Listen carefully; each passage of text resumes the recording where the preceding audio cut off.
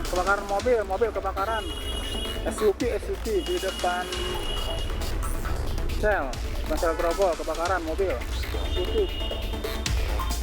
Satu unit mobil SUV berpenumpang 4 orang yang merupakan satu keluarga ludes terbakar di Jalan Kiai Tapa, Grogol, Petamburan, Jakarta Barat.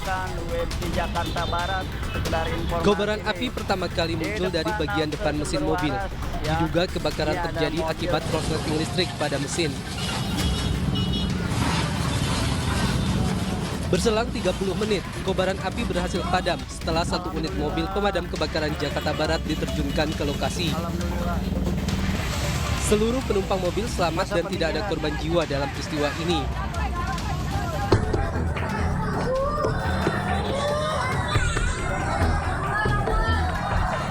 Sementara itu 15 rumah semi permanen dan sejumlah lapak usaha milik warga di kawasan Lagoa Koja, Jakarta Utara terbakar Senin siang. Banyak material mudah terbakar membuat api cepat membesar. Titik kenal Gang 5 Blok D ya. Titik kenal Gang 5 Blok D. Diduga kebakaran terjadi akibat korsleting listrik. Api dapat dipadamkan setelah 12 unit mobil damkar diterjunkan ke lokasi. Tidak ada korban jiwa dalam peristiwa ini. Dari Jakarta, tim liputan iNews melaporkan. Terima kasih Anda masih di iNews Malam bersama saya Aulia Wardani. Pemirsa, pohon beringin setinggi 7 meter tumbang dan menutup jalan di kawasan Kebonjeruk, Jakarta Senin sore. Meski tidak ada korban jiwa, pohon tumbang mengakibatkan lalu lintas tersendat karena menutup badan jalan.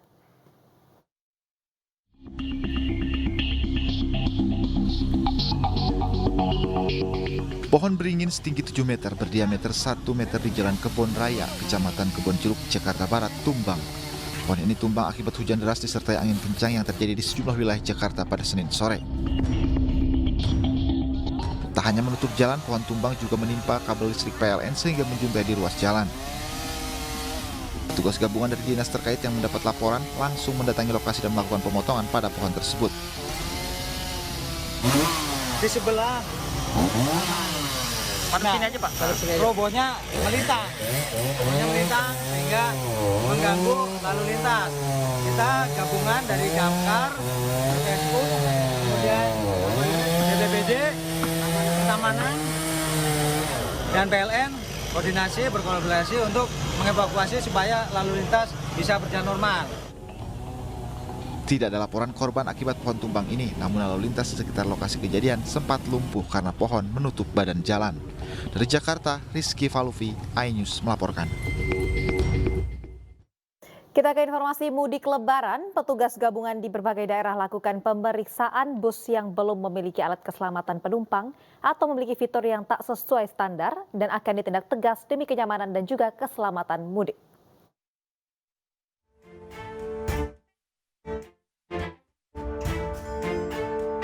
Mengantisipasi hal-hal yang tidak diinginkan selama mudik lebaran 2024, petugas gabungan dari Dinas Perhubungan Kabupaten Gunung Kidul menggelar razia sejumlah garasi bus dan terminal yang ada di Kabupaten Gunung Kidul. Hasilnya, petugas menemukan terdapat sejumlah bus yang mengabaikan standar keselamatan penumpang dengan tidak adanya alat keselamatan meliputi palu dan juga alat pemadam kebakaran. Bahkan terdapat bus yang pintu daruratnya tertutup tempat tidur. Hal serupa juga terjadi di Cirebon, Jawa Barat. Petugas gabungan melakukan pengecekan di PO Sahabat yang terletak di jalur Pantura Pleret, Kabupaten Cirebon. Secara teliti, petugas mengecek bagian-bagian vital kendaraan seperti kemudi, ban, lampu, hingga sistem kelistrikan. Selain itu, petugas juga menemukan sejumlah bus yang masih menggunakan klakson telolet yang viral. Petugas langsung menyita klakson telolet tersebut. Dan hari ini kegiatannya apa, terus temuannya seperti apa ini Pak? Untuk kegiatan ramcek di 3 titik hari ini, yaitu Madulangkar, Rosalia, di Semin, kemudian Terminal Semin. Hari ini ada beberapa temuan dan kita masih dalam rangka pembinaan. Selain melakukan pemeriksaan kendaraan, petugas juga melakukan pemeriksaan kesehatan dan juga tes urin bagi para sopir.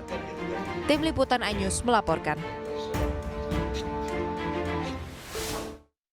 Sementara itu, selama mudik lebaran, PT Kereta Api Indonesia Daop 3 Cirebon, Jawa Barat menyiapkan kereta api tambahan untuk mendukung masa angkutan. Sementara itu, PT KAI Daop 1 Jakarta menyediakan fasilitas bermain anak di Stasiun Gambir dan juga Pasar Senen, Jakarta Pusat.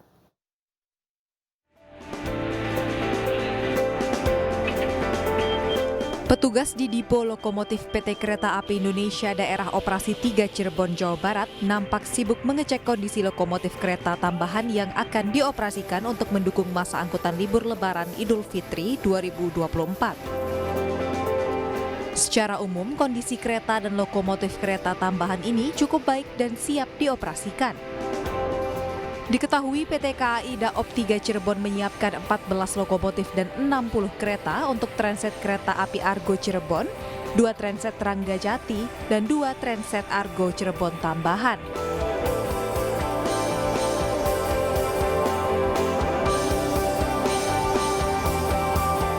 Sementara itu, demi mengusir kejenuhan anak-anak yang ikut melakukan perjalanan mudik Lebaran bersama orang tua mereka, PT Kereta Api Indonesia Daop 1 Jakarta menyediakan fasilitas bermain anak di Stasiun Gambir dan Pasar Senen, Jakarta Pusat. Diketahui selama momen angkutan Lebaran tahun ini, PT KAI Daop 1 Jakarta juga telah menyiapkan 1.677 kereta api reguler dan juga tambahan mulai tanggal 31 Maret kemarin sampai dengan 21 April mendatang. Tak hanya itu, guna menjamin keamanan selama masa angkutan Lebaran, PT KAI Daop 1 Jakarta juga menyiagakan 519 personel TNI dan juga Polri, serta petugas keamanan dalam yang tersebar di stasiun, jalur, serta di dalam kereta api. Tim Liputan iNews melaporkan. Jelang Lebaran, ratusan pemudik memadati Pelabuhan Soekarno-Hatta, Makassar, Sulawesi Selatan setelah kedatangan kapal Pelni KM Umsini dari Surabaya. Antrian panjang pemudik pun terjadi dan didominasi pelajar serta mahasiswa. Tujuan Pelabuhan Bau-Bau dan juga Maumere.